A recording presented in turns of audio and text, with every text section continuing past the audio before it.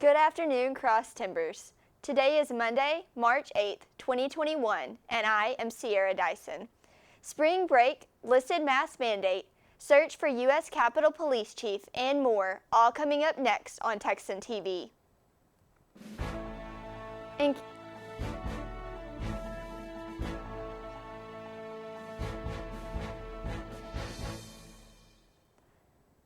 In campus news, this is a friendly reminder to Tarleton students that classes are still taking place as usual today and tomorrow unless your professors have said otherwise. Spring break officially starts on Wednesday and will go through Sunday, March 14th. Classes will resume as usual on Monday, March 15th. Tarleton has not released anything regarding the lifted mask mandate, so remember to stay safe and practice social distancing while on spring break. In local news, on Sunday, the Tarleton Fisheries Society, Stephenville Parks and Recreation, and Texas Parks and Wildlife hosted a free family fishing day. From 10 a.m. to 2 p.m. at the Stephenville City Park, families were able to bring their own fishing poles or use free loaner equipment for the activity. Participants that were 17 and over had to have a valid fishing license for the event that had over 1,000 rainbow trout. Families were asked to wear masks and practice social distancing, as well as reminded to wear sunscreen while at the event. Not to miss out on any future Stephenville events, visit www.stephenvilletexas.org/events. And now, today's Texas, national, international news from the Associated Press. Even though Governor Abbott lifted the mask mandate over Texas and announced that restaurants and other businesses can run at full capacity, businesses do have the right to operate how they want, which means they can still require people to wear masks and social distance. This decision from Governor Abbott came just before spring breaks across the nation began, which are known for their large gatherings where COVID can spread quickly.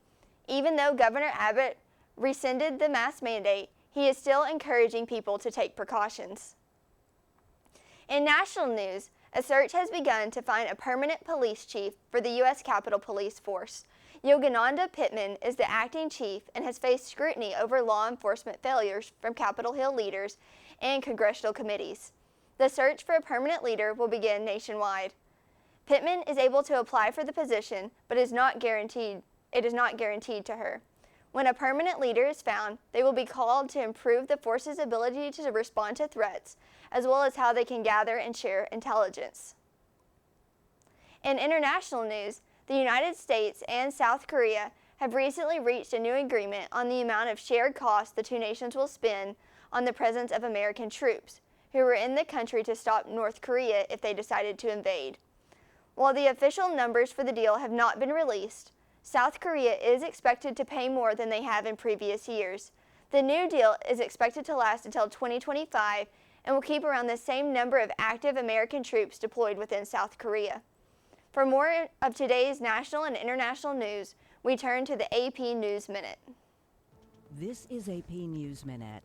Jury selection begins Monday in Minneapolis in the trial of Derek Chauvin, the former police officer who pressed his knee into George Floyd's neck.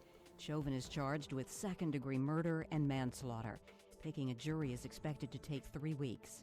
Final passage of President Biden's $1.9 trillion COVID relief plan is expected in the House on Tuesday. The Senate passed its version of the plan on Saturday on a party-line 50-49 vote.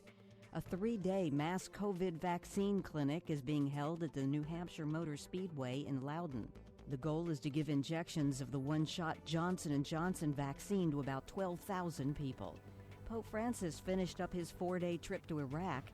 The Pope met with Muslim clerics and Christian victims of Islamic State militants and urged all Iraqis to embrace diversity. Rita Foley, The Associated Press, with AP News Minute.